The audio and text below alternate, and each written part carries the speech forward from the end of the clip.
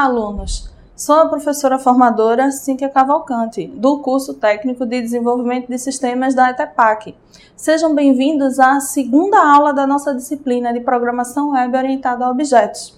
Estarei com vocês nas videoaulas e no AVA, mediando conhecimento sobre alguns aspectos da programação orientada a objetos. Nesse material da aula 2, nós vamos aprender os conceitos sobre classe, herança, objetos, atributos, métodos. Vamos lá conhecê-los?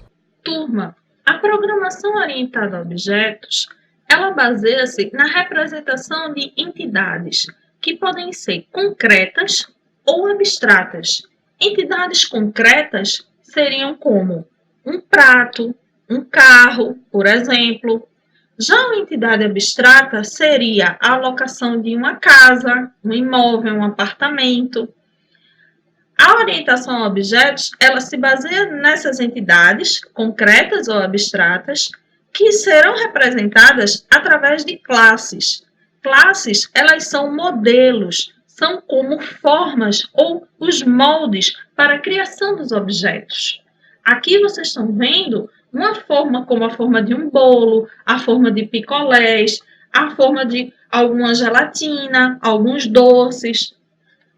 As classes, elas determinam as características e os comportamentos dos objetos através dos seus atributos e dos seus métodos. Por exemplo, se por acaso tivéssemos uma classe carro, nós teríamos como atributos o tipo de combustível, a velocidade máxima, a cor, o modelo. Já os métodos poderiam ser reabastecer, acelerar, dirigir, frear, entre muitos outros. A representação na programação, para que nós pudéssemos utilizar uma classe, seria a palavra-chave ou a palavra reservada class, um nome que seria o identificador da nossa classe, por exemplo, um prato, abre e fecha chaves.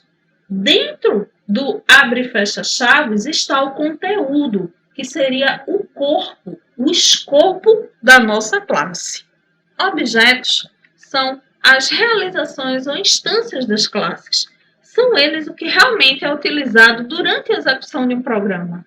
É possível ter diversos objetos com características e comportamentos diferentes, dependendo dos valores fornecidos aos seus atributos e dos valores dos parâmetros em seus métodos.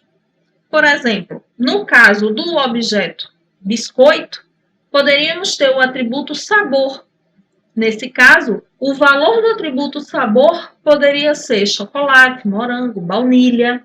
O mesmo se daria no caso do outro biscoito, onde nós teríamos tipo da forma. Nesse caso, o objeto biscoito teria como valor do atributo tipo da forma, seria coração, estrela, uma flor. O mesmo seria com um prato. Dependendo do atributo tipo de prato, poderíamos ter um prato do tipo prato comercial, prato executivo. A mesma ideia é aplicada a carro.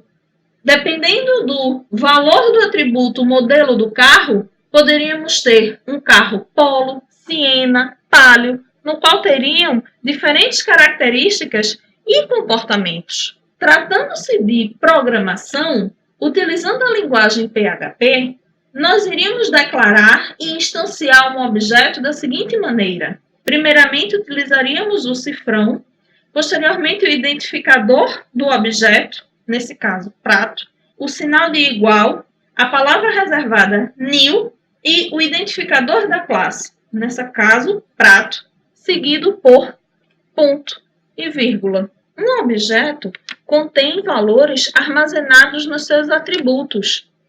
Objetos também realizam ações através de métodos ou funcionalidades definidos pela classe a qual ele pertence.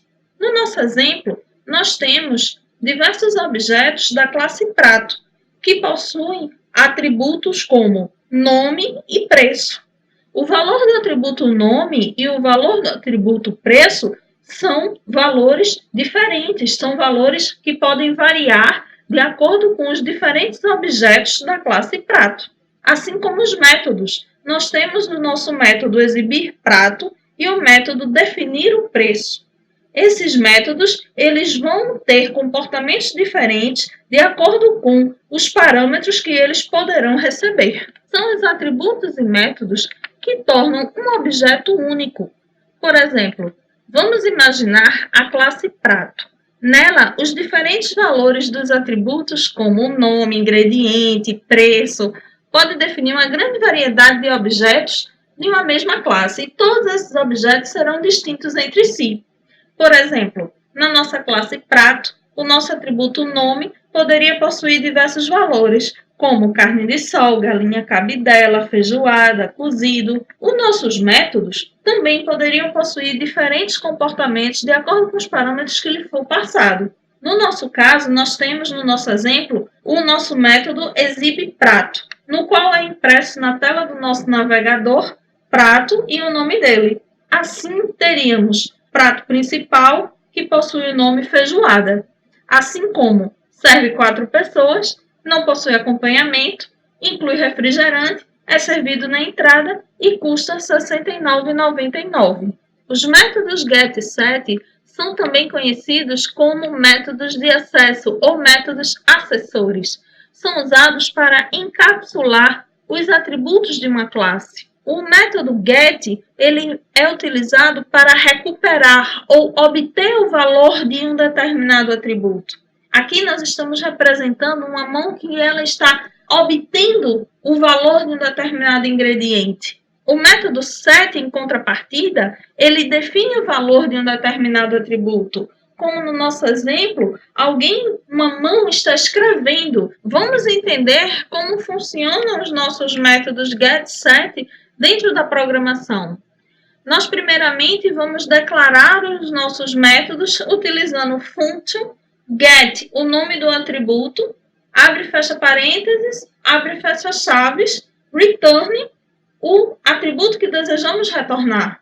Já o nosso método set, iremos fazer function, set, o nome do atributo, abre parênteses, o valor que será atribuído ao nosso atributo, fecha parênteses, abre e fecha chave, e dentro do corpo do nosso método set, nós iremos atribuir o valor que nos foi passado pelo parâmetro valor para o nosso atributo, no nosso exemplo, nome. Aqui nós temos a instanciação do nosso objeto prato da classe prato, no qual está sendo setado o nome feijoada ao atributo do nosso objeto prato. Para acessar qualquer atributo ou método de uma classe, é preciso declarar e instanciar um objeto. Porém, com os atributos e métodos estáticos, isso não ocorre. É possível o acesso a eles sem o intermédio de um objeto, pois estes são membros globais da classe, então podem ser chamados diretamente por ela. Pessoal, vocês estão vendo que nos atributos e métodos estáticos é possível acessá-los diretamente da classe. Não é preciso passar por todo esse contorno de criação e instanciação de um objeto.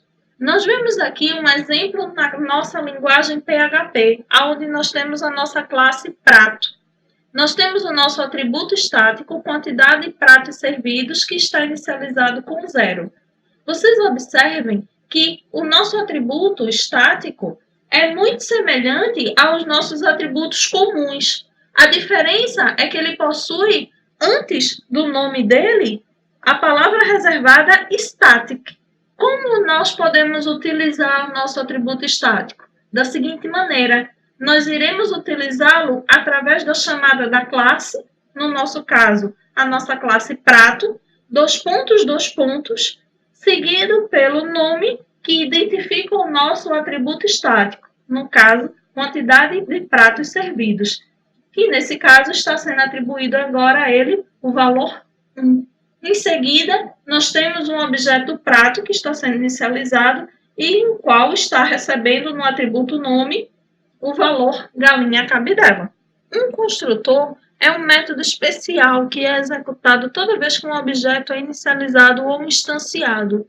Geralmente são utilizados para inicializar os atributos de um objeto de uma forma mais organizada. Você pode se perguntar que tipo de ação você iria querer executar ao inicializar um objeto. A ação a ser executada no construtor vai depender do que você precisa que seu objeto faça imediatamente após ser criado. Por exemplo, você poderia precisar imprimir uma simples mensagem na tela do seu navegador, ou mesmo inicializar os seus atributos com determinados valores específicos. Na nossa linguagem PHP, nós, para utilizarmos um construtor, primeiramente precisamos utilizar a palavra-chave function, seguido do nome reservado underline construction. Abre parênteses, uma lista de parâmetros ou nenhum parâmetro, caso você deseje. Fecha parênteses, abre e fecha chaves. Dentro das chaves vai conter o conteúdo, o escopo do seu construtor. No nosso exemplo, nós vamos imprimir uma mensagem que está sendo recebida como parâmetro echo. Aproveite nossos deliciosos, concatena com o valor do nosso atributo que está sendo passado como parâmetro, concatena com algumas outras tags HTML para melhor formatar a saída do nosso código. Como poderíamos utilizar o construtor que foi declarado acima? Desta maneira, primeiramente iríamos declarar o nosso objeto prato igual new prato, abre parênteses, iria receber o valor da mensagem, no caso, prato especial, fecha parênteses, ponto e vírgula. E o nosso prato iria ter como nome galinha cabidela. Assim, nós iríamos ter o nosso objeto prato utilizando o construtor que acabamos de declarar. Herança é uma das características mais fortes da programação orientada a objetos e uma das mais utilizadas. Este conceito está diretamente ligado à reutilização de código, pois consiste em podermos criar uma classe completamente nova a partir de outra classe já existente. A classe nova pode manter todas as características da classe já existente ou pode sobrescrevê-las, além de poder criar suas próprias características, adicionando novas funcionalidades. A classe nova recebe o nome de subclasse ou classe filha, e a classe já existente é chamada de superclasse ou classe pai. A princípio, logo após serem criadas, as subclasses herdam ou absorvem todos os atributos e métodos da superclasse. À medida que vão surgindo novas necessidades, novos atributos e métodos vão sendo acrescentados nas subclasses. No nosso exemplo, nós temos aqui uma classe que poderia ser a nossa classe peixe.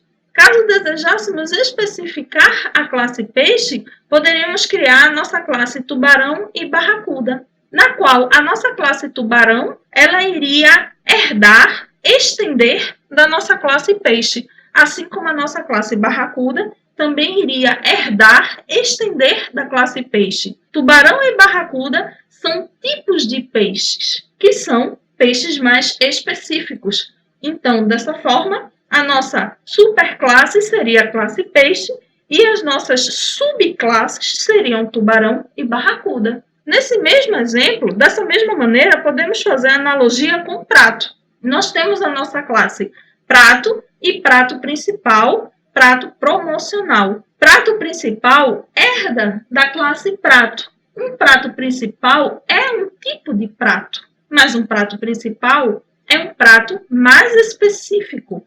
É um prato que vai conter mais detalhes. Assim como o prato promocional vai herdar as características da classe prato e da classe prato principal.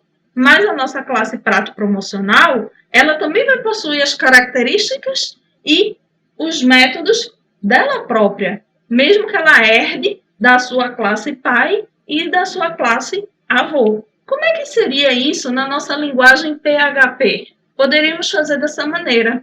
Como já vimos anteriormente, criaríamos a nossa classe prato, onde nós iríamos utilizar a palavra-chave class, seguido do identificador da classe, nesse caso, prato. Abre e fecha chaves. Para a nossa classe prato principal, iríamos criar class, o identificador prato principal, extend prato.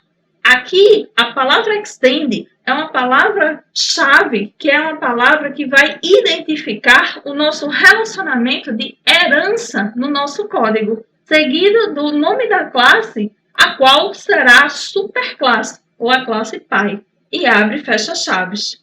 Seguindo no nosso exemplo, temos a nossa classe prato promocional, onde nós temos class, prato promocional, extend, prato principal. Então, vejam que podemos criar uma hierarquia de classes. Programação web orientada a objetos não tem mistério. O segredo é fazer muitos exemplos. Até o nosso próximo encontro. Tchau, tchau!